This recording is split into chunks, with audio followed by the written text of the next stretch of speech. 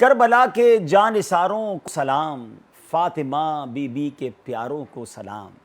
ناظرین، آج بات کرتے ہیں کچھ میدان کربلا کی۔ جی ہاں، لفظ کربلا کئی بار سنا ہوگا۔ میں چاہتا ہوں کہ کچھ آپ کو کربلا ہی کی تاریخ بیان کریں۔ 10 محرم الحرام سن 61 ہجری میں تاریخ اسلام کا ایک انتہائی دردناک واقعہ پیش آیا کہ جب خاندان اہل بیت اور ان کے جانثاران نے یزیدی لشکر کے سامنے بھوک اور پیاس کی حالت میں اسلام کے پرچم کو بلند کرنے کے لیے جو شہادت کا منصب پایا، جہاں یہ عظیم سانحہ رونما ہوا، اس میدان کو میدان کربلا کہتے ہیں۔ کربلا کہاں پر ہے؟ کربلا نجف سے 80 کلومیٹر، بغداد سے 103 کلومیٹر کے فاصلے پر نہر فرات کے قریب واقع ہے، جبکہ کوفہ سے تقریباً 75 کلومیٹر دور ہے۔ پہلے یہ صحرا تھا اور اب یہ ملک عراق کا حصہ ہے۔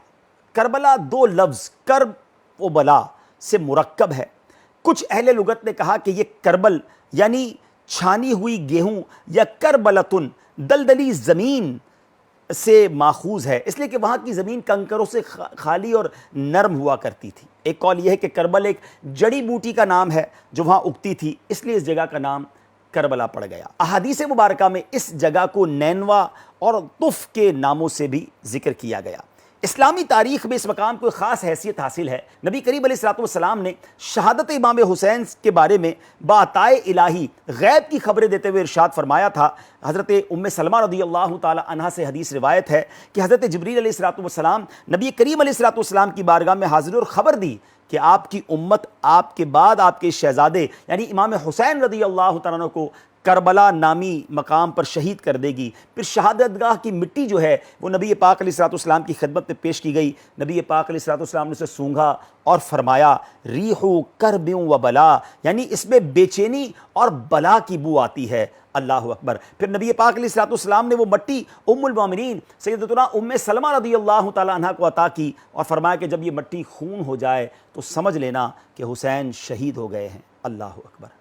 مولا علی شیر خدا کرم اللہ تعالی وجہ الکریم کا بھی ایک واقعہ کربلا کے بارے میں ملتا ہے کہ جب امیر المومنین حضرت مولا علی شیر خدا کرم اللہ تعالی وجہ الکریم کا کربلا کے قریب سے اس جگہ سے قریب سے گزر ہوا تو آپ نے فرمایا یہاں ان کی سواریاں بٹھائی جائیں گی، یہاں ان کے کجاوے رکھے جائیں گے، یہاں ان کے خون بہائے جائیں گے۔ یعنی آپ نے پہلے ہی خبر دے دی کہ امام حسین اور ان کے لشکر کے ساتھ اسی مقام پر یہ ظلم کیا جائے گا۔ جب امام علی مقام کو دشمنوں نے گھیر لیا تو آپ نے پوچھا یہ کون سی جگہ ہے؟ تو جواب ملا کربلا۔ تو آپ نے فرمایا بے شک میرے آقا علیہ السلام نے صحیح فرمایا تھا کہ یہ کرب و بلا کی زمین ہے۔ اے میرے پیارے اسلامی بھائیوں، شہداء کربلا کے دنیا سے جانے کے بعد، شہادت کے بعد قریبی ایک قبیلہ تھا، ان لوگوں نے پھر شہداء کربلا کی جو ہے وہ تدفین کی۔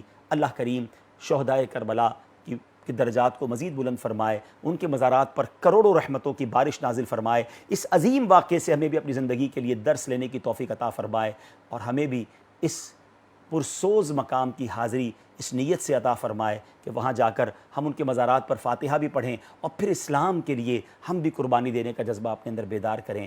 آمین بجاہ النبی الامین صلی اللہ تعالی علیہ وسلم۔